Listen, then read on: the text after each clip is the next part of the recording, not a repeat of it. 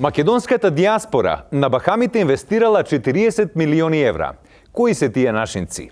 На ова прашање нема толку едноставен одговор, бидејќи тој некој може и да седи, лежи, клечи, потпира, а не само да стои зад инвестициите. Според истражувањата, македонската диаспора од Бахамите во земјата инвестирала фантастични 40 милиони евра, а одма зад Бахамите е сиромашната Швајцарија со 29 милиони евра. Улала, владата веќе распиша конкурс за вработување на советник за продлабочување на економските врски со Бахамите. Улала, а на Facebook се огласи екс-премиерот Никола Груевски, кој реторички запраша: сега сваќате, зошто палми? Не свеќам зошто палми се. Не знам, и јас не сватив. Не се. Продолжуваме со вестите.